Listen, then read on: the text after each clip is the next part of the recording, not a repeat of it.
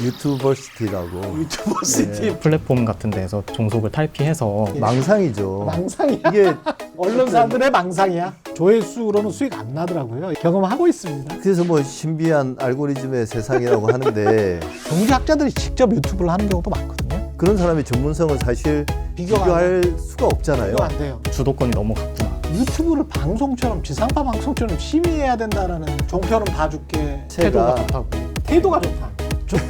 종편은 계속 봐줬잖아요. 그렇죠. 네. 네.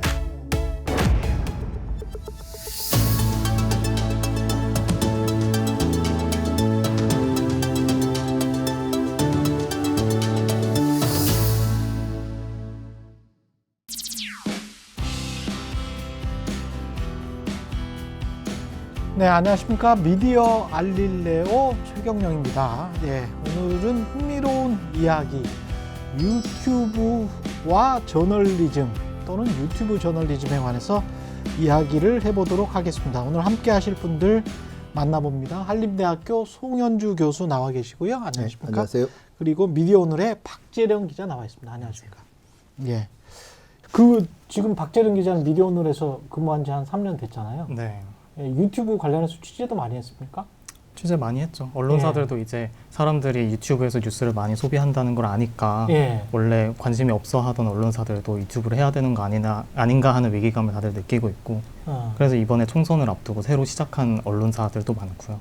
그래서 이미 예. 언론의 역할을 하고 있지 않나 어떻게 보면은. 언론의 역할을 하고 있다. 네. 언론사 기자들은 어떻게 생각하나요? 언론사 기자들은 약간 양가적인 감정이 있는 예. 것 같아요. 이제 네이버에서 뉴스를 소비하는 비중이 점차 줄 것으로 예상이 되면서 어쨌든 새로운 플랫폼을 찾아야 하는데 예. 급속도로 한국에서 성장하고 있는 플랫폼이 유튜브밖에 사실상 없는 상태이기 때문에 예. 도전을 하는 건 맞는데 근데 이제 아무래도 유튜브면은 좀 자극적이고 선정적인 콘텐츠가 인기를 끄니까 예. 거기서 어떤 기자들이 피해를 입지 않을까 하는 걱정이 있는 것 같습니다.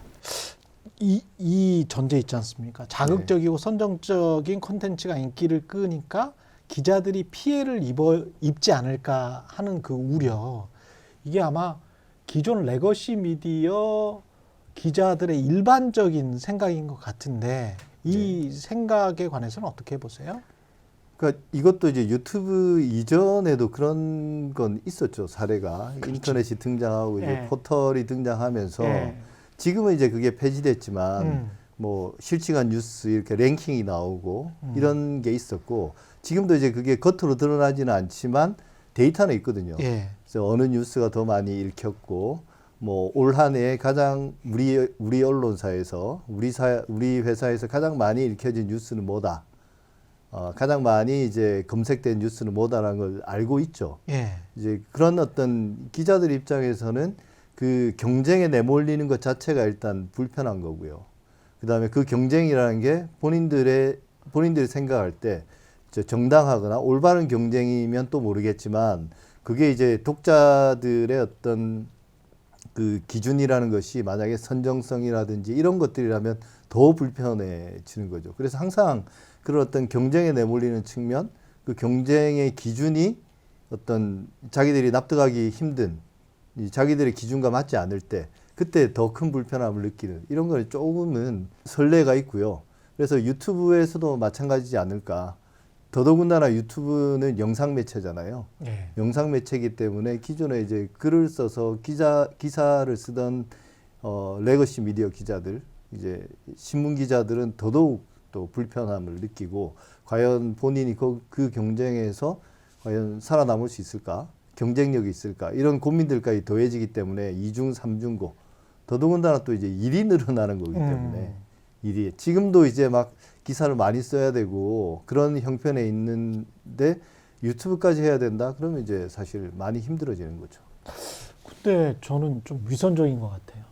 왜냐하면 자극적이고 선정적인 글쓰기를 하지 않았었나? 하지 않았던 기자들이 조선일보 기자들인가? 갑자기 그런 생각이 들거든요. 그러니까 노동 관련된 기사들 대표적으로 사람을 죽이는 기사들을 많이 썼잖아요. 쓰레기 만두 사건은 뭐 거의 모든 언론사가 다 해당이 되는 것이고요. 기자들은 왜 싫어하는 거예요? 신문사 기자들은? 포털은 이제 그런 어뷰징 기사 같은 문제가 이제 구조적으로 그렇죠. 있어서 네. 그거에 대한 이제 알면서도 어쩔 수 없는 문제가 있었는데 네. 그래서 기자들은 유튜브는 이제 뉴미디어 분야였단 말이에요. 그렇죠. 우리가 기존에 이제 포털에서 이런 문제가 있지만 뉴미디어 분야에서는 우리가 새로운 뭐 2030 젊은 세대라던가 새로운 그 신문 수요층을 만나보자라며 시작한 게 유튜브였는데 이제 결국에는 정치 유튜브가 다시 유튜브에서 인기를 얻기 시작하니까 그 모습에 언론사들이 뛰어드는 건 이제 결국 이전과 똑같은 문제를 반복하는 거 아니냐. 우리가 원래 도전하려고 했던 그런 새로운 세대와의 소통 이런 거는 포기하는 거 아니냐. 이런 불안감이 있는 거죠. 지금 보면 기술과 시장, 수요라는 측면에서 봤을 때는 분명히 있죠. 시장이 있고 수요가 있고 그다음에 한국언론진흥재단 이 통계를 보니까 우리나라는 한 53%가 유튜브를 이용해서 뉴스를 보는데 다른 나라들은 보통 평균 한 30% 된다면서요. 그러면 우리나라는 거대한 시장이 있는 거잖아요. 그럼 뉴스 공급자들은 그 거대한 시장, 거대한 수요에 맞출 수밖에 없는 거 아니에요? 근데 왜 기자들은 저항을 할까요? 네이버 포털이 문제가 됐던 거는 언론사들의 경쟁을 심화시킨다 해가지고 클릭수를 어떻게든 채우려고 이제 이끌려고 그랬죠. 그래서 낚으려고 예. 한다는 이제 비판이 있었잖아요. 근데 유튜브는 포털은 그래도 언론사들끼리의 경쟁이었는데 유튜브는 이제 다른 콘텐츠끼리 와도 경쟁을 해야 되는 거죠. 그래서 최근에 이제 유튜브 많이 나오시는 패널 분께 한번 여쭤본 적이 있어요. 경쟁자들이 많아졌다. 네, 유튜브 어떻게 하면 성공할 수 있냐 했더니 첫 번째가 재미라고 하시더라고요. 근데 그게 이제 아무래도 저널리즘 가치와 충돌될 것이라는 우려가 있는 거죠, 기자들한테. 언론사만 있는 게 아니라 개인 방송도 있고 뭐 온갖 것들과 다 경쟁해야 되거든요. 예. 그러니까 만약에 그게 뉴스의 생산과 유통이 그런 플랫폼으로 넘어가게 되면 이제 더 이상 더 감당할 수 없게 되는 겁니다. 과거에 포털이 등장할 때보다 더 감당할 수 없게 되는. 그래서 그런 어떤 독과점 구조가 질서를 세워야 되는데 다시 이제 포털에서 했던 것처럼 그건 유튜브에서는 사실 불가능하다고 봐야죠. 유튜브, 정치 유튜브 같은 경우는 어떻습니까? 이번 총선에서 유튜브의 존재감이 특별했었던 건가요? 다른 언론, 신문, 방송에 비해서. 유일하게 유튜브만이 성장하는 시장이라고 이제 언론사들이 받아들이고 있는 게 원래 총선을 앞두고는 이제 네이버 포털의 트래픽이 굉장히 높게 뛰어서 언론사들 입장에서는 대목으로 이제 생각을 했었는데 예. 이번에 그 네이버 트래픽이 총선을 앞두고도 유의미한 상승을 보이지 않아서 언론사들이 되게 충격을 먹은 게 있었고 근데 이제 유튜브 이용층은 계속 증가한다는 데이터들이 계속 나오니까 이제는 이번 총선에서 약간은 그 분기점이 된 것 같은 느낌이 있는 거죠. 이제는 주도권이 넘어갔구나. 어떤 중요한 정치적 사건이나 사회적 사건이 있을 때마다 뉴스에 대한 수요는 확 증가하거든요. 계단식으로 예. 이렇게. 그때 총선 같은 경우도 그렇고 뭐 예전에 뭐 어떤 박근혜 전 대통령 탄핵 때도 그랬고 예. 뭐 이런 국면들이 있고 그럴 때마다 이제 사회적인 뉴스 수요는 이렇게 점프를 하게 되는데 그때 이제 그 유튜브나 인터넷이나 이런 그 새로운 어떤 매체가 혹은 플랫폼이 급 상승하는 게 발생을 하죠. 그래서 만약에 이번 그 총선이 그랬냐 그러면 저는 그건 아니었던 것 같아요. 총선 이전에 이미 예. 그런 아마도 이제 박근혜 전 대통령 탄핵 당시가 유튜브가 어떤 공적 정보의 이 플랫폼으로서 급성장을 이뤘던 때가 아닌가 싶고요. 인터넷으로 치면 우리가 예전에 노무현 대통령 시절로 돌아가서 그 민주당 경선 이때가 아마 또 중요한 계기였던 것 같아요. 그런 인터넷 그 의견 사이트들이나 뭐 오마이뉴스 그 당시에 생중계했지 않습니까? 예. 그때 이제 급증을 이뤘던 거고 지금 총선은 그 연장선에 있는 게 아닌가 싶습니다. 기자들은 일반적으로 부정적으로 생각을 해요. 영향력이 유튜브를 통해서 더 커지는데 유튜브는 나쁜 것이다 이렇게 생각을 합니까? 그래서 좋아하는 기사들도 있어요. 왜냐하면 포털에서 이제 네. 기사 하는 거는 별로 효능감을 못 느꼈는데 유튜브는 이제 기자들 출연도 잦고 하니까 거기에 나와서 내가 썼던 기사들을 소개하거나 이러면은 그렇죠. 오히려 효능감을 더 느끼기도 하는데 좋아하는 기자들도 있고. 그렇죠. 네. 이제 반응도 이제 오고 소통이 실시간으로 이루어지고 하니까. 근데 그렇죠. 일단 기본적으로 이제 네. 물론 온라인 대응을 해야 하는 기자들도 있지만 흔히 따옴표 저널리즘이라 하듯이 정치인의 말하는 거를 이렇게 써는 기자들도 있지만 네. 기본적으로 많은 기자들이 아직도 정책 사회적으로 가치 있는 정책 기사 같은 거를 쓰고 싶어 하거나 그렇죠. 좀 이제 사람들한테 덜 읽히더라도 의미 있는 기사를 쓰고 싶어 하는 기자들이 있는데 예. 이제 이런 환경이 이제 포털에서도 이런 걸 쓰는데 어려움을 겪었는데 이제 또 유튜브에서 그게 이제 반복되는 것처럼 보이니까 이제 그거에 대한 걱정이 있는 거죠. 핑계인 것 같기도 하다라는 생각. 그러니까 뭐 과잉일을 해야 되는 것 아니냐. 신문 기자 같은 경우는 뭐 신문 텍스트를 쓰는 것 말고 과외로 또 유튜브도 만들어야 되고, 방송 기자 같은 경우는 방송 뉴스 프로그램 하는 거 말고 또 유튜브를 하라는 거잖아. 나한테 관호동을 시키는 거 아니야. 이런 어떤 반발도 있는 것 같기도 하거든요. 기자는 정해져 있는데 기자들한테 기사 많이 쓰라고 그러고 뭐 온라인 대응하라고 그러고 그렇지. 유튜브까지 얹어주고 예. 개인 어떤 사이트나 개인 채널 만들려고 그러고 그런 일들이 쌓이니까 이제 기자들이 힘들어하고 자기가 쓰는 기사들에 대해 이제 단위 기사당 투여하는 어떤 시간이나 노력도 줄어들고 그러다 보면 그 기사들을 좀 약간 날림으로 쓰게 되고 그러다 보면 이제 어떤 문제까지 발생하냐면 그 기사에 대한 외적인 영향력이나 이런 것들에 대해서도 취약해지고 왜냐면 스스로 이 기사가 내 거라는 생각보다는 날림으로 썼으니까 거기에 대해서 누가 좀 바꾸자고 그래도 그냥 마음대로 하세요 이런 경향들이 생기는 거 맞습니다. 그런 건 이제 되게 심각한 문제이긴 예. 하지만 이제 그러니까 약간 뭐랄까 작은 문제고 예. 기자들이 느낄 때는 이제 그렇게 생각하는 거죠. 계속 또 일이 생기네. 근데 이 일이 생기는데 이걸 통해서 내가 뭔가 저널리스트로서 미래가 있다라고 생각하면 과감하게 이제 전환할 수도 있지만 대부분의 경우는 그렇지는 않잖아요. 이제 판단이 되게 유보되고 그래서 애매하게 있는 거고. 밀린다고 생각하는 게 예. 있죠. 유튜브 예. 담당으로 이제 언론사들이 다 방송사들을 제외하고는 인력이 여의치 않은 다 상황이니까 기존 인력들을 이제 옮기는 이제 밀린다. 방식으로 하는데 이제 거기에서 내가 이제 보통 기자 커리어라고 생각하는 이제 전통적인 그게 있는데 출입처 가고 뭐 이래야 그렇죠. 되는데. 근데 유튜브는 이제 거기에서 하나 좀 벗어난 거니까 여기에 내가 계속 있으면 이제 올바른 기자로 성장하지 못하는 거 아닌가라는 걱정이 있죠. 그리고 이제 이 유튜브에 대한 부정적인 건 사실은 좀 실제 과연 그 얼마나 알맹이 있는 비판인가 싶은 게 우리가 지금 말씀을 이제 유튜브라고 이야기하고는 있지만 정치 시사 유튜브. 너무나 네. 다양하잖아요. 그렇죠. 그리고 이제 정치 시사 유튜브 중에도 네. 대단히 저널리즘적인 게 있고 네. 그냥 되게 그냥 일상적인 평론이나 네. 좀 잡설에 가까운 것들도 있단 말이에요. 예. 이게 워낙 다양하기 때문에 뭔가를 콕 집어서 비판하는 거는 쉬운 일이에요. 자기 기준으로 가장 품질이 낮은 걸 기준으로 이걸 비교해서 우리가 더 낫다 이렇게 가서는 안 된다라고 비판하지만 실제 언론사들이 쓰는 기사보다 더 좋은 품질의 것들도 있습니다. 그렇죠. 아니 최근에 한겨레 TV에서 최상병 특검 전이죠.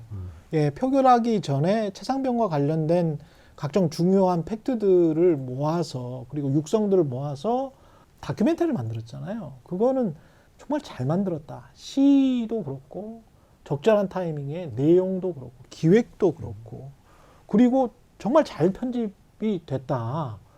신문사에서 정말 훌륭하네. 박수 쳐주고 싶다. 이랬었거든요. 그렇게 이제 좋은 작품들도 나올 수 있는 거 아닙니까? 그 10몇 년 전에 이제 그런 걸 해야 된다고 멀티미디어 컨텐츠 해야 된다고 그런 이야기를 했는데 네. 제가 생각할 때는 그 당시에 그런 걸 하려면 네. 너무 힘들었던 거예요. 기술적인 장벽도 많고. 그렇죠. 근데 지금 와서 이제 그걸 해내는 걸 보면 네. 많이 변한 건 맞죠. 그런 그렇지. 것들을 이제 만드는데 시간도 좀 적게 들 거고 감각도 많이 키워졌을 거고. 그러니까 이걸 뭐 쉽게 만들었다고 말하는 건 어폐가 있지만 10몇 년과 비교하면 지금 훨씬 더 용이하게 만들 수 있을 거고 감각들도 생겼을 거란 말이죠. 그렇죠. 이제 그런 면에서는 많은 진보가 이루어진 거죠. 이제 그 언론사들이 그런 콘텐츠를 만들어낼 수 있다는 것. 예전에는 만들어야 된다는 마음만 있었지만 지금은 그런 걸 만들어낼 수 있는 시대가 되긴 한 겁니다. 근데 이게 이제 유튜브 콘텐츠로 만들어낼 때 과연 일상적으로 계속 생산하고 또 여기에 이제 투자를 하고 그리고 그걸 다른 콘텐츠들과 경쟁했을 때 과연 이게 우리의 미래인가라고 생각했을 때는 자신은 없겠죠. 지금 상황에서는. 특히 KBS 같은 경우에 이제 이 정부의 특수성도 있을 수가 있습니다만은 더 라이브 같은 경우는 굉장히 유튜브에서 각광을 받던 프로그램이거든요. 근데 이제 그 없애버렸잖아요. 우리 저 KBS 기자들 특히 이제 젊은 기자들이 했던 댓글 읽어주는 기자들 같은 거 대읽기 그것도 굉장히 좀 의미가 있었 소통이라는 측면에서 특히 아까 말씀하신 공적인 소통이라는 측면에서 상당히 의미가 있었다라고 봅니다. 근데 그것도 한 4명, 5명 정도 핵심 멤버들이 있었는데 그 친구들이 보도국에서 정말 좀 어떻게 보면 굉장히 안 좋은 환경에서 그걸 만들어 낸 거거든요. 근데 이제 당연히 이제 정권 바뀌고 계속 이제 안 좋은 환경으로 가다가 그것도 이제 없어져 버리잖아요. 그러니까 정치 사회적으로 봤을 때도 좀 그 신기술을 먼저 받아들이는 쪽에서 비판적으로 뭔가 나왔을 때 구기술을 유지하고 싶어하는 어떤 기득권과 그다음에 정치 사회적 기득권들이 연합해서 좀 밟아주는 경향이 있지 않나. 그래서 그게 이제 그 사람들이 예. 잘한다. 잘하니까 더 잘해라. 예. 밀어줄게. 예. 이렇게 되는 게 이제 가장 좋은 건데 그렇죠, 그렇죠. 실제로는 이제 예. 발목을 잡는 거죠. 그렇죠. 이제 그건 경영자의 판단이라고 저는 생각합니다. 근데 물론 제 개인적으로 의견은 있지만 예. 이제 KBS KBS를 경영하는 사람들이 우리가 어떻게 이제 이 새로운 미디어 환경에서 얼마나 어떤 국가기관 공영방송으로서 국민들에게 서비스하고 또 우리 스스로도 이제 조직으로서 경쟁력 있게 살아남을까 이 고민을 하는데 오판을 하는 사람들이 있고 그걸 이제 또 주도하는 내부적인 어떤 기득권 세력이나 뭐 이런 사람들이 있겠죠. KBS든 어디든지 다 있는 거니까 그렇죠. 그런 사람들은 예. 그런 과정이 아닐까. 그래서 한 번은 이제 그렇게 꺾인 거잖아요. 예. 그리고 그런 것들의 정치적 이유도 있고 사실은 그렇죠. KBS가 그렇게 되는 그렇죠. 된 예. 것들은 최근에는 예. 그렇다고 봅니다. 언론사들 경영진이나 이런데 궁극적인 눈은 사실 어디로 가 있냐 하면은 사실 어떤 포털이나 유튜브 같은 플랫폼을 이용하지 않고 자신의 이제 홈페이지나 자신의 플랫폼에서 이용자들을 가두려고 하는 게 이제 궁극적인 목표인데 방송사들 포함해가지고 가두리 양식. 그렇죠. 예. 로그인 월 이런 예. 것도 다 약간 비슷한 거고요. 예. 그래가지고 아무래도 유튜브 같은 이런 뉴미디어 분야가 지속성이 없다고 계속 비판을 받고 있는 게 궁극적으로는 이제 언론사들의 눈은 이제 플랫폼 같은 데서 종속을 탈피해서 확실히 그냥 말씀하시는 게 또 예. 망상이거든요. 망상이에요. 망상이죠. 망상이야. 이게 어떤 거기에 언론사들의 망상이야. 언론사든 그 누구든 예. 지금 예를 들면 예. 뭐 그 영상 콘텐츠 산업 뭐 예. 영화든 드라마든 거기에 또 이제 OTT가 있잖아요. 네. OTT가 있고 그다음에 이제 유튜브 같은 플랫폼도 있고 그다음에 인터넷도 있고 뭐 포털도 있고 구글도 있고 이렇게 한데 그런 서비스가 이미 사람들의 어떤 이 미디어 이용 습관에 강하게 뿌리 내려 있는 조건에서 자기들이 뭔가 하나의 독립적인 뭔가를 만들어서 이용자들을 가둘 수 있다. 이게 되게 불편해지잖아요. 뭐 조선일보의 앱을 띄워서 조선일보 기사를 쭉 읽고 그 다음에 이제 넘겨서 뭐 또 한겨레 가서 한겨레 기사를 쭉 읽고 KBS 갔다가 MBC 갔다가 이런 게 되게 불편해요. 그러네. 이제 그런 불편을 누가 감수하겠느냐? 어떤 충성심을 가지고 농심라면이 예.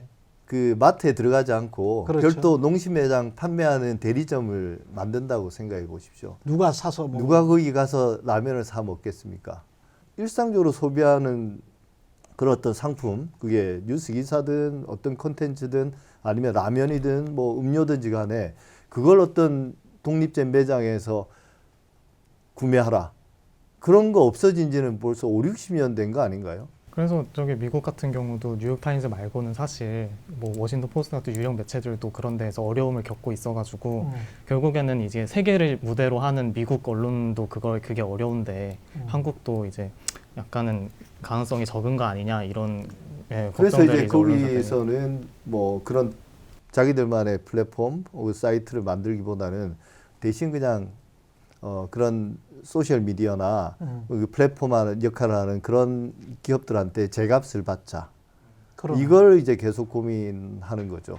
20만, 30만 되는 유튜버들은 굉장히 많거든요. 반면에 한겨레 신문의 구독자 수가 신문 발행부 수가 정확히 몇 만인지는 모르겠습니다. 또는 조선일보의 정확한 구독자 수가 몇 만인지는 모르겠지만 본인들이 뭐 조선일보 100만이라고 하지만 어떤 사람들은 60만, 50만 뭐 이렇게 이야기를 하잖아요. 그리고 관공서 들어가는 것들 제외하면 훨씬 더 작아질 수도 있는 것 같고. 근데 여하튼 그것과 유튜브 영향력을 놓고 보고 그다음에 영향력이라는 측면 하나. 그다음에 두 번째는 전문성이라는 측면에서도 요새는 뭐 제가 관심 있는 경제 분야 같으면 경제학자들이 직접 유튜브를 하는 경우도 많거든요. 그거는 뭐 한 100명, 200명만 볼지 몰라도 과거에는 접할 수 없는 정보가 들어가 있어요. 그게 그냥 일단 대중시장에 훅 나온 거였지. 그 정도의 고급 정보들이. 그러면 그런 것들과 이게 기존의 언론사들은 어떻게 이 정도의 스페셜리스트들과 경쟁을 할 수 있는 건지. 그러니까 그런 예. 제가 아까 말씀드린 것처럼 유튜브를 비판할 때 예. 그런 어떤 뭐 이 좀 잡설 중심으로 이루어지는 재미를 추구하는 그런 어떤 가벼운 콘텐츠들을 기준으로 비판할 수도 있지만 예. 반면에 그 또 반대쪽에 있는 예를 들면 이제 뭐 경제 기사 사실 경제 기자 전문 기자의 그 전문성이라는 것과 예를 들면 특정 분야에 뭐 한 20년을 애널리스트로 일을 했다 그런 사람의 전문성은 사실 비교할 수가 없잖아요. 비교 안 돼요. 예. 예. 근데 그런 사람들이 나와서 몇 명 모여가지고 어떤 유튜브 콘텐츠를 만들어서 마치 언론사처럼 정기적으로 매일같이 콘텐츠를 만든다. 지금 하고 있습니다. 그렇게. 예. 하고 있잖아요. 예. 많잖아요. 다양한 분야에서 예. 의사들이 뭐 의사 약사들이 어떤 건강 관련된 콘텐츠를 만든다. 많거든요. 그게 이제 예. 한편으로 그 기자의 전문성에 한계가 있고 예. 그들이 최선을 다해도 따라가기 힘들어요. 예. 근데 사실은 의료라든지 그 경제 이런 것들이 예. 지난 뭐 수십 년 동안 실제로 왜곡되어 오고 오염됐거든요. 홍보성 기사 써주고 기업들이든 뭐든 홍보성 기사 써주고 이데올로기적으로 편향돼서 게다가 편들어주고 또 이제 그 이 의료 관련 기사나 이런 것들도 사실 의사들 홍보해주는 기사들 돈이 돈 받고 몇 천만 원짜리 예, 있죠. 그런 예. 거 엄청 많았거든요. 예. 그러니까 이게 지금 와서는 욕할 게 하나도 없는 거예요. 아니 감히 어떻게 그런 뭐 그러네. 의사들 홍보 써주고 병원 홍보해주던 그런 기사를 가지고 이제 의사들이나 약사들이 만드는 의료 관련된 컨텐츠랑 비교할 수 있겠습니까? 그러네. 예. 그러면 기존 언론사들이 지금 유튜브 시사 콘텐츠 뭐 이쪽으로 뭐 진출해가지고 이른바 재미는 봅니까? 수익은 좀 됩니까? 예, 시장에서 어때요? 뭐 조회수로 수익이 안 난다는 거는 잘 아시죠? 예, 조회수로는 수익 안 예. 나더라고요. 예, 그래가지고 저도 이제 경험해봤습니다. 음, 경험하고 있습니다. 그래서 간접 광고나 이제 그래서 이제 유튜브 언론사가 하는 유튜브여도 중간에 뭐 그렇죠. 음식을 광고가 먹는다거나 있습니다. 이제 그런 게 네. 있잖아요. 그게 이제 조회수로 수익이 충당이 안 되기 때문에 음. 하는 건데 근데 그것도 막 엄청 크진 않고 근데 수익 때문에 엄청 큰 수익을 노리고 한다기보다는 이제 여기라는 새로운 플랫폼을 우리가 여기서도 뛰어들어 보자 하는 그런 취지의 거기 때문에 수익은 크게는 안 나는 걸로 알고 있습니다.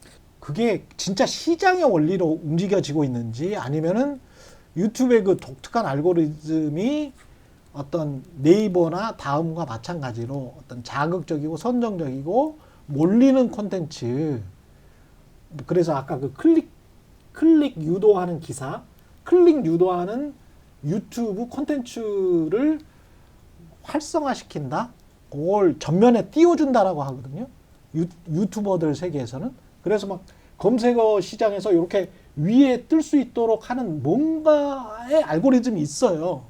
근데 그거 같은 경우는 그들도 돈을 벌기 위해서 뭔가를 하는 것 같던데.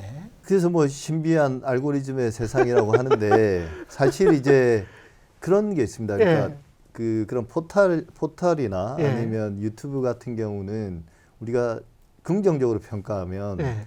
이제 사상의 자유시장에 이제 근접해 가는 거죠. 그렇죠. 누구나 하고 싶은 말이 그렇죠. 있으면 예.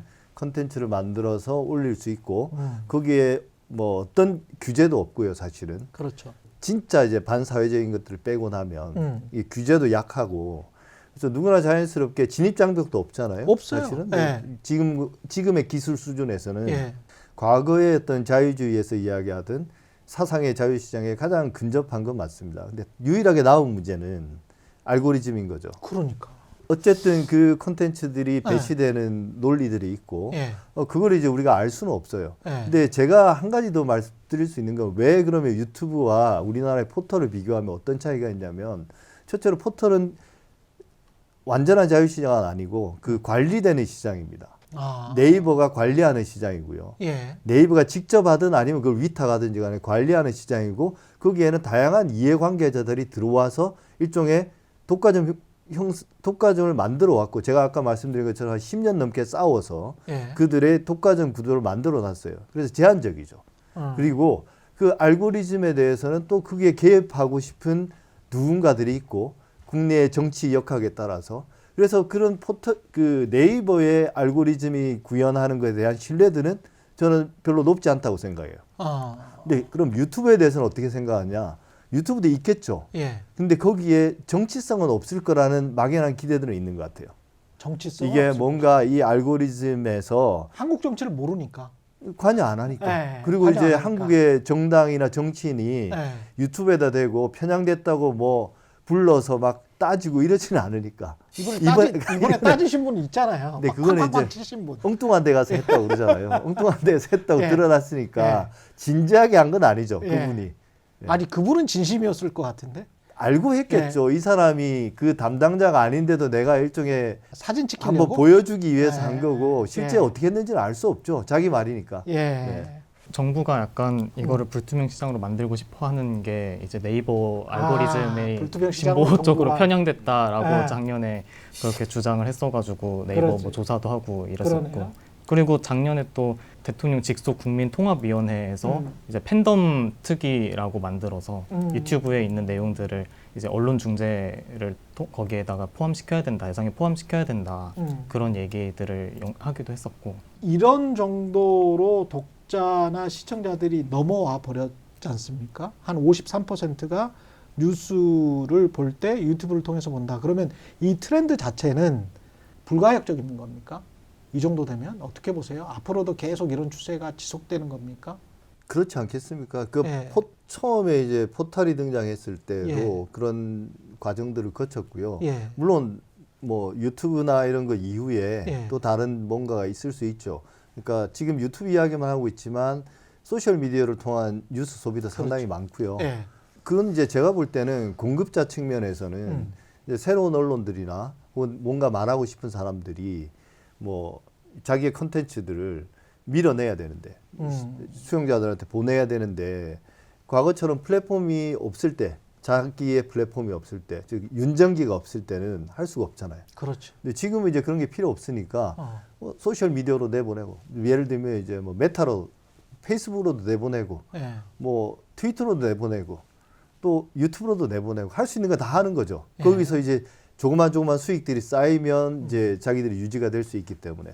근데 뭐 대형 언론사 입장에서는 그게 이제 어찌 보면 코끼리 비스켓 같은 거라서 이게 큰 도움이 안 되니까 이제 울며 겨자 먹기로 운영하긴 하는데 이제 그런 대한 언론이나 소규모 언론 혹은 개인적인 차원에서는 충분히 가능하다. 그러면 네. 역으로 유튜브를 보는 분들 중에서 그렇게 생각하시는 분들 많을 것 같아요. 진보든 보수든 간에 야, 저 사람 말이 나는 대부분 다 동감을 하는데 저 사람 진단에 동감을 하는데 저 사람이 큰 언론사를 만들어서 제대로 좀 했으면 좋겠다. 그래서 유튜브가 언론화되는 뭐 지금 보통 막 한 100만, 200만씩 보는 예를 들어서 뭐 뉴스공장, 겸손공장, 그 다음에 뭐 매불쇼 이런 것들이 언론사화 될 가능성 그래서 진짜 언론사들의 경쟁 라이벌이 될 가능성도 있을까요? 그런 거를 막 염려해요? 레거시 미디어들이? 근데 이게 자꾸 언론하고 약간 시사 유튜브를 이게 나누는 게 조금 모호하다고 느끼는 게 모호하다. 뉴스공장은 이미 인터넷 언론으로 등록이 돼 있는 걸로 알고 있고 스픽스 같은 경우도 인터넷 언론으로 등록이 돼 있어서 거기는 정정 보도도 하고 이렇게 진행되고 있거든요. 그렇군요. 네. 이미 언론의 역할을 살짝 하고 있기 때문에 이거를 막 엄격하게 나누고 그러는 것보다는 이제 이 현상을 어떻게 볼 것인가. 그러니까 이게 지금 방금 말씀하신 그 겸손하 힘들다 그 뉴스 공장을 보면 예. 이제 언론사의 틀을 갖추고 있죠. 실제로. 예. 여기 출연하는 사람들의 어떤 뭐 어떤 역할들도 혹은 그 사람들의 어떤 시의성도 공신력이나 그렇죠. 예. 전문성이나 이런 것들도 예. 이미 확보돼 있고 또 이제 정치인들도 정기적으로 출연하고 있고 예. 나름의 공정성도 추구하고 있고 물론 자기들이 출연을 거부하면 어쩔 수 없지만 그런 것들도 이제 추구하고 있고 그리고 이제 확장시키잖아요. 다른 콘텐츠들을 이제 그 추가하잖아요. 예. 뭐 경제하는 것도 있고 또 이제 뭐 좀 약간 소프트한 것들도 있고 그걸 계속 채워 나가고 싶어 하는 것 같아요. 콘텐츠들도 이제 추가되잖아요. 그래서 이게 차곡차곡 그 빈 슬롯이 채워지면 이게 지금 뭐 5시간, 6시간 점점 늘어나면 하나의 거대한 채널이 되는 거고 뭐 굳이 그럴 필요는 없지만 예를 들면 뭐 다음 정권 바뀌고 나면 종편 승인해달라고 우리 한번 신청할 수 있는 거예요. 실제로는. 뭐 그럴 가능성은 별로 없지만 그럼 심의 대상이 다시 되겠네요. 예, 그러면 이제 굳이 규제를 받을 필요가 없으니까 그렇게 하지는 않겠지만 하나의 종편 역할을 하게 되는 거죠. 끊이지 않는 프로그램으로 돌아가는 거니까. 그러네요. 예. 하나의 사이클이 완성되잖아요. 빈 공간 없이 실시간으로. 그러면 유튜브가 공론 형성에 기여를 합니까? 아니면은 방해를 하나요? 기존 뭐 레거시 미디어도 공론 형성에 기여를 한다. 또는 오히려 어떤 언론사들은 저해한다. 뭐 이렇게 비판을 받으니까. 네. 어떤 유튜버는 사실 막 허위 조작 정보 일부러 퍼뜨리고 그걸로 이제 뭐 조회수 받고 후원금 받고 그리고 이제 수시로 법정에 불려 나가서 뭐 이제 유죄 판결도 받고 이렇게 한단 말이에요. 그러다가 뭐 사실은 극단적인 선택도 하고 이런 일들이 이제 비일비재하고요.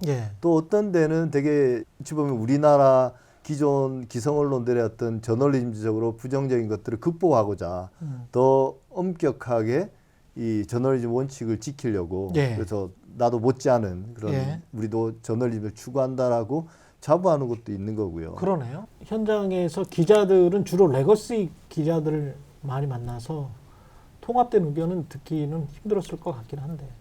일단 가장 큰 차이는 레거시 미디어는 약간 그러니까 언론하고 그 구분이 모호하다고 했지만 이제 레거시 미디어는 오랜 동안 이제 뉴스를 내면서 해왔던 이제 어떤 틀이나 관행 같은 게 있잖아요. 그게 이제 그래도 이제 너무 나가는 거는 막아준다라는 게 있었는데 게이트 키핑이 있다. 네, 그런 게 있었는데 이제 유튜브는 이제 그런 걸 안 지킬수록 돈이 되는 구조이니까. 근데 이제 유튜브 자체가 게이트 키핑이 안에 데스킹 기능이 없을 것이다. 네, 언론사는 이제 그렇게 하면은 돈이 되는 구조가 아니라 오히려 이제 이미지 같은데 이제 타격을 입을 수 있으니까 이게 그걸 지향하는 측면이 있는데 이제 유튜브는 그런 게 없으니까 이제 그런 거에 대해서 이제 확증 평양이 더 커질까 우려하는 것도 있고 그런 목소리가 이제 그래서 나오는 거죠.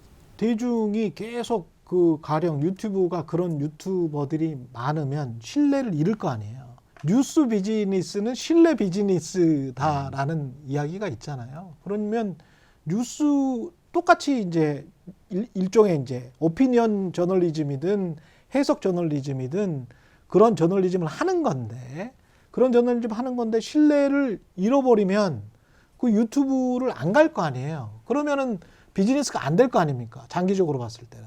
그걸 생각 안 하고 그냥 단기적으로만 어떻게 하려고 하는 거예요? 제가 볼 땐 그렇지는 않은 것 같아요. 왜냐하면 자기가 선택하는 거잖아요. 그러니까 유튜브 세상에 독자들이 선택을 내가 한다. 생각하는 거는 내가 보는 그 유튜버가 중요하고 그걸 통해서 인식하는 거지. 다른 세상에 있는 유튜버가 뭔 짓을 하는지는 사실 알 수 없죠.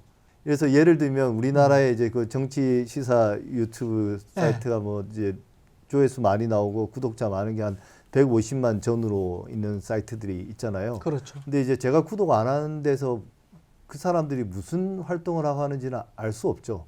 그래서 네. 그게 뭐 유튜브에 대한 신뢰도 이런 것들을 제가 뭐 이제 연구자로서 유튜브 전체를 이야기하는 차원에서 일반적인 평가는 할 수 있지만 그러네요. 실제 자기가 경험하는 것은 자기가 구독하고 자기가 계속 보는 그게 한정되어 있기 때문에 예. 그래서 뭐 어떤 신뢰도 근데 그런 사람이 있을까요? 이것저것 막 다 종합해서 보는 사람? 그런 사람은 특정한 목적을 가진 뭐 예를 들면 언론이라든지 연구자들이 연구자. 아니고 예. 일반적인 어떤 이용자들은 자기가 보는 거기만 보는 거죠. 그렇겠습니다. 뭐 우연히 또 얻어 걸릴 수는 있지만 채널이나 예. 신문 구독하듯이. 예. 예. 미국에서 트럼프 대통령이 가짜뉴스라는 표현을 써가지고 문제가 됐던 것도 네. 그렇게 기성 언론에 대한 거는 가짜뉴스라고 해버리니까 사람들이 예. 실제 사실관계를 파악할 생각을 안 하고 그냥 예. 이제 가짜뉴스겠구나라고 생각해가지고 더 이제 음모론이나 사실 확인이 안 된 것들이 퍼져나간 측면이 있으니까 조금은 부정적인 면에서 이제 유튜브를 비판적으로 보면 아무래도 시사 콘텐츠나 이런 것 시사 유튜브들이 이야기하는 것들은 이 기성 언론들이 아무래도 취재력도 높고 많은 정보들을 쏟아내잖아요. 예. 조각조각 났다 하더라도 예. 매일같이 실시간으로 계속 정보들을 쏟아낸단 말이에요. 그럼 그들의 역할은 뭐냐? 거기에 자기들의 새로운 정보를 더 추가하기는 힘들어요. 많은 경우. 더더군다나 뭐 아까 말씀드린 뉴스공장처럼 정치인들이 직접 출연하거나 혹은 전문가들이 나와서 상세한 해설을 해줄 수 있는 그런 정도의 유튜브가 아니고 그냥 몇 명 나와서 막 이렇게 해설하는 사람들이면 결국 사소한 이야기들을 물고 늘어져서 어떤 재밌는 이야기들을 계속 쏟아내는 거거든요. 지어내는 거거든요. 그렇죠. 일종의. 예. 그러면 중요성의 측면에서 이제 일탈하게 되는 별 중요하지 않은 사소한 문제들을 가지고 부풀리게 하거나 그다음에 의견들을 계속 추가하다 보면 하나의 사실에 100개의 의견들을 추가하다 보면 결국 사실이 없어지고 의견만 남아서 뭔가 그렇겠죠. 진실로부터 멀어지는 이런 현상들이 발생할 수 있습니다. 그렇죠. 그리고 이런 것들이 하나의 의도를 가지고 행해진다라면 더 큰 문제가 되죠. 그러면 이제 결국 공론장을 왜곡하는 그런 결과들로 이어질 수는 있고 예. 이런 것들을 제가 한 번 더 말씀드리지만 일반화시켜서 말할 수는 없지만 그래도 우리가 유튜브라는 걸 이야기할 때 좀 비판적으로 볼 때는 그런 이야기를 할 수는 있습니다. 이런 생각을 할 수밖에 없네요. 그러니까 뭐 정치 시사 유튜브 같은 경우는 유튜브는 언론에 대한 역할 요구와 마찬가지로 민주주의에 기여하는가, 기여하려면 어떻게 해야 되는가, 그리고 그걸 듣는 사람들은 또 어떻게, 이것도 일종의 리터러시니까 어떻게 문해력을 높여야 되는가.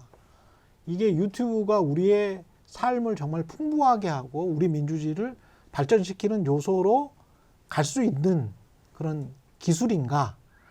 뭐 이런 질문을 마지막으로 할 수밖에 없겠습니다. 그 유튜브라는 어떤 하나의 플랫폼들을 무엇을 위해서 활용하느냐? 내가 돈벌이 수단으로 쓴다.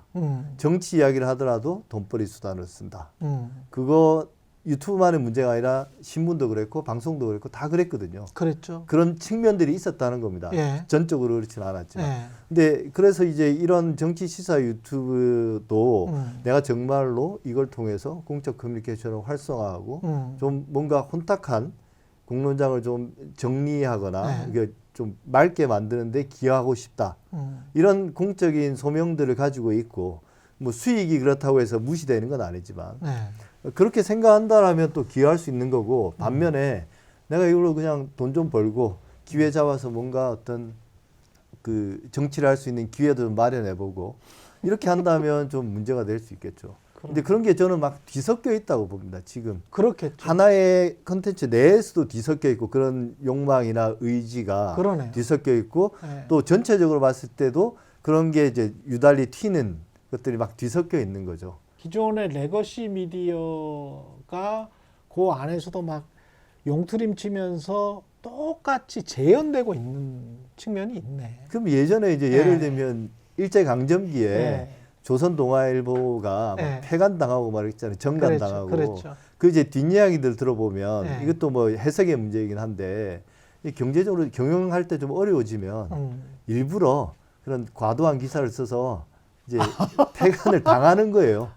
폐간을 나서 한편으로는 사주편이구나 그게 완전히. 한편으로는 어떤 그 명예도 없고 예. 우리가 일본 총독부나 일제를 비판하는 기사를 써서 폐간을 당했다. 한편으로는 이제 폐간 안 하는 게 경제적으로 또 이익이 되는 예. 뭐 이런 경제적인 동인, 상업적인 목적들은 항상 저널리즘 뒤에 도사리고 있습니다. 왜냐하면 결국은 민간 기업이기 때문에 그 체제가 돼 있는 한 예. 그런 어떤 동기들을 무시할 수는 없는 거죠. 박재련 기자는 오늘 저 유튜브 저널리즘 이야기하면서 어떤 생각했어요? 이게 유튜브가 네. 기존의 언론한테 가하던 어떤 제도적 규제나 이런 네. 걸 하기가 되게 힘든 곳이거든요. 어떤 뭐 저기 심의를 할 수도 없는 영역이고 언론 중재를 거기다 적용하기도 되게 애매한 아니 부분이고. 원래 심의는 중재 저희 아무것도 안 했어요.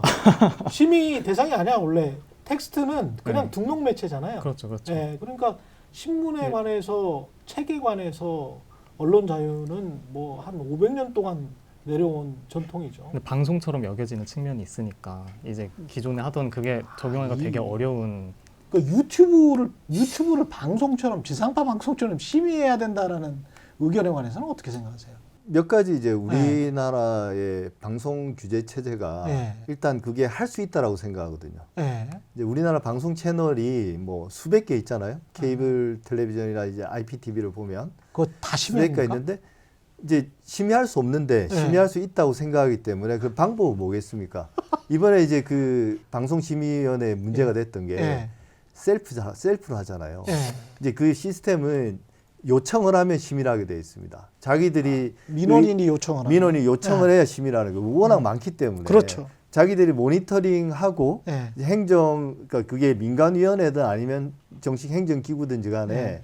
그걸 일상적으로 모니터링해서 제재를 가하는 게 아니고요. 예. 이제 민원이 들어오면 하게 돼 있거든요. 그 민원이 들어오는 단체들은 또 집중 모니터링을 하잖아요. 특정 그렇죠. 프로그램을. 그러니까 이게 되게 그 네. 심의나 규제 자체가 되게 자의적이네. 자의적이고 네. 또 정치적 목적이 들어갈 수밖에 없는 그러네요. 거예요. 그래서 이게 과연 가능한가? 이런 식의 규제 자체가. 예. 이런 규제는 의미 없다는 거죠.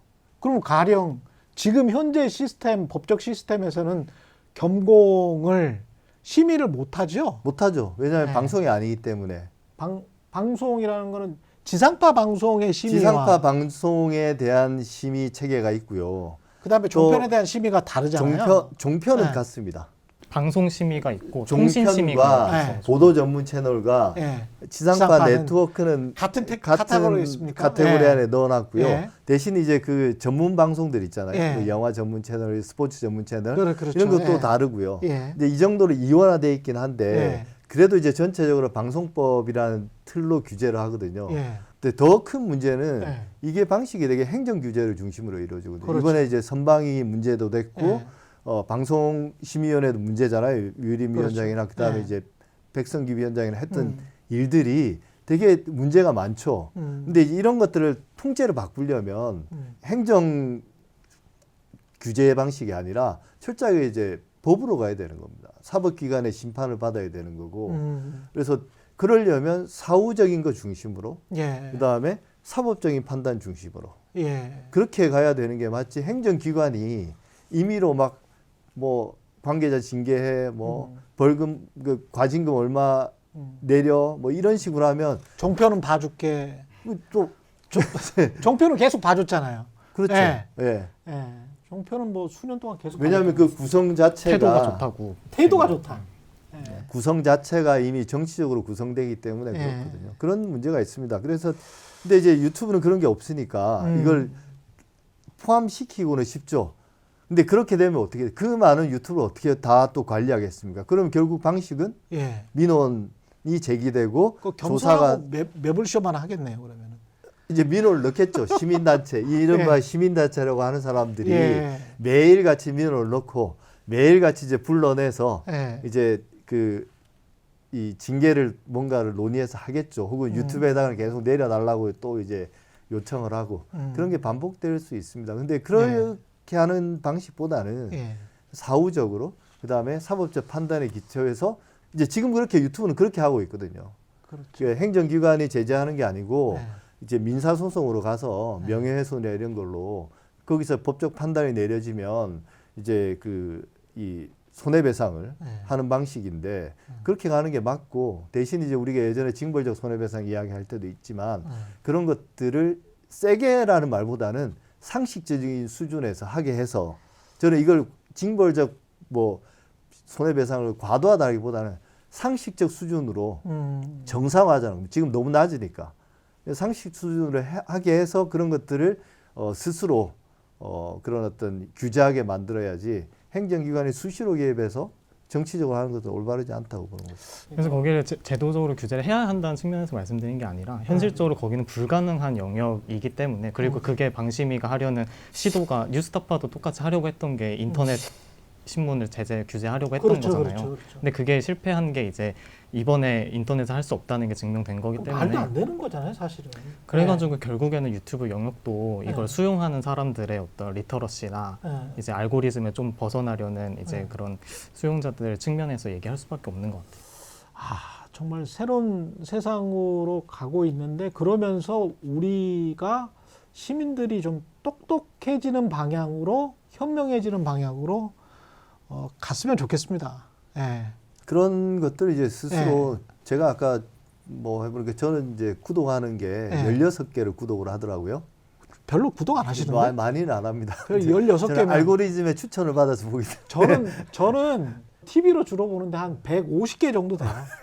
150개 정도 되는데 엄청 많아요. 그러니까 그 알림 설정만 해도 알고리즘이 필요 없는 거예요. 이게 최 기자님은. 저는 근데 이렇게 하면서 이렇게 쭉 보면서 주로 이제 잡다한 상식 채널들이 많기 때문에 네. 이런 거 저런 거 많이 보는데 저는 16개 중에 8개가 예. 제가 정확히 절반이죠. 8개가 이제 시사 그런 거고 저는 시사는 별로 안 봐요. 나머지 8개는 이제 개인적인 취미나 취미나. 뭐 이런 것들, 관심사 이런 게 있더라고요. 예. 그렇게 딱 구성이 돼 있는데 사실 그 8개도 그렇게 많이 보지는 않고 예. 이제 그 뭐 어떤 매일 같이 보는 것도 있지만 네. 또 일주일에 한두 번 보는 것도 있고 뭐 그렇습니다. 삶을 풍요롭게 합니까? 어떻습니까? 교수님은? 그러니까 그 구독하고 상관없이 네. 유튜브를 보면서 네. 뭐 무작위적으로 볼 때도 나름 그냥 시간 보내기도 좋고요. 좋고. 또 이제 관심 있는 것들을 보면서 알게 되는 것들, 상식이나 혹은 뭐 실생활에 도움이 되는 거, 뭐 예를 들면 요리라든지 이런 그런 것들에 대해서 많은 도움들을 받죠. 그래서 뭐 그런 말을 하는 사람도 있지 않습니까? 유튜버시티라고. 유튜버시티 네. 맞습니다. 네. 유니버시티처럼. 그리고 지금 예. 젊은 세대는 네. 검색도 유튜브로 하니까요. 그렇죠, 그렇죠. 예, 뭐 이렇게 포털이나 뭐 구글보다 이게 유튜브에서 검색하면 구체적으로 뭐 예를 들면 뭐 어디 고치는 법 하는데 유튜브는 그렇지. 영상으로 보여주는데 말로 설명하는 거잖아요, 딴 데는. 그래서 이제 지금 세대는 대중매체 시대가 아니라 예.